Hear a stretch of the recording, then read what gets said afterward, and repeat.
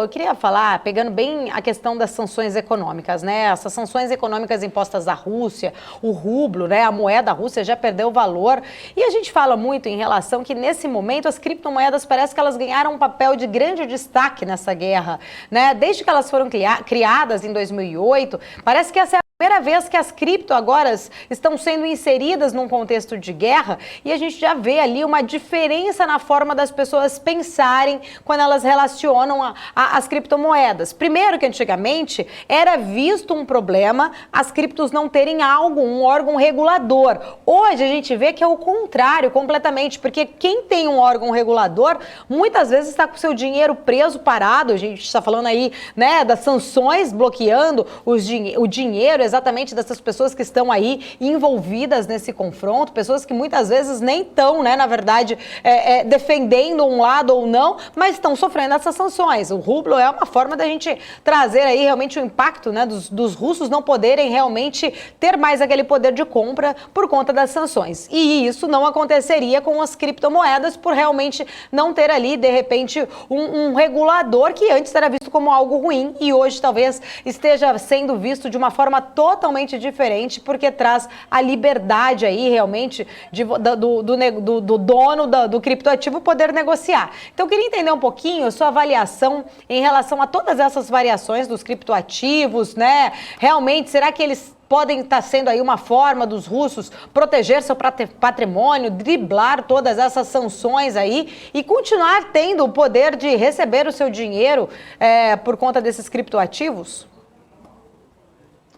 Eu acho que as criptomoedas, o Bitcoin principalmente, né, sai muito fortalecido de todo esse evento que a gente está passando, justamente pelos pontos que você tocou, que são a questão de você ter a liberdade de ter o seu dinheiro, independente do que o governo faça, né? O governo russo, obviamente, está passando por várias sanções, a Rússia inteira está passando por várias sanções, como você falou, e a gente tem esse movimento de sanções dificultando a vida dos russos, né?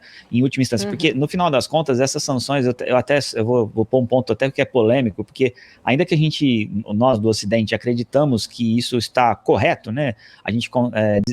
A Rússia fez um movimento que ninguém concorda, né? O mundo inteiro está contra o movimento que a Rússia fez.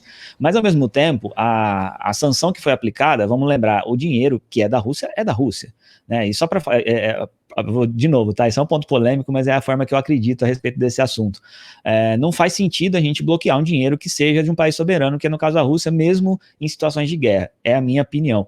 E eu acho que isso vai se virar contra todos nós em algum momento, por conta de que se hoje foi a Rússia, amanhã pode ser o Brasil, por exemplo, porque a gente está desmatando a Amazônia, podem entender, por exemplo, que a gente tem que ser sancionado também no futuro por causa disso.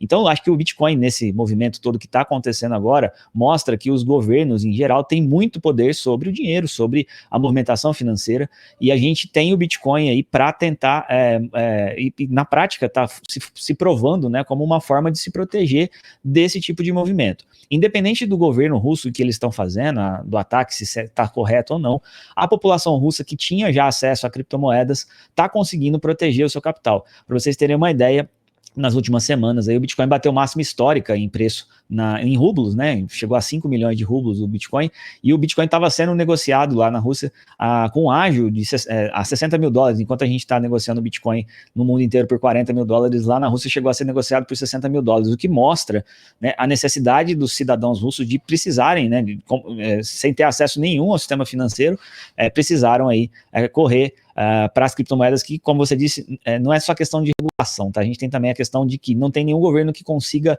impedir o funcionamento do Bitcoin ou mudar a oferta monetária, a quantidade de Bitcoins que serão emitidos, minerados e tudo mais. O que eles conseguem fazer é regulação, né? Mas essa regulação seria regras no país, né? Se você pode ou não pode comprar. Essa semana, acho que o Reino Unido proibiu os ATMs lá, as máquinas que você consegue trocar Bitcoin por dinheiro. Do outro lado, a Europa estava querendo impedir a mineração de criptomoedas também. Então, esse tipo de regulação vai acontecer. Mas o Bitcoin é imparável, as criptomoedas são imparáveis no sentido de que quem tiver acesso a um computador vai conseguir fazer suas transações e vai conseguir manter o seu dinheiro em sua posse e assim conseguir sobreviver em momentos tão graves como esse, né?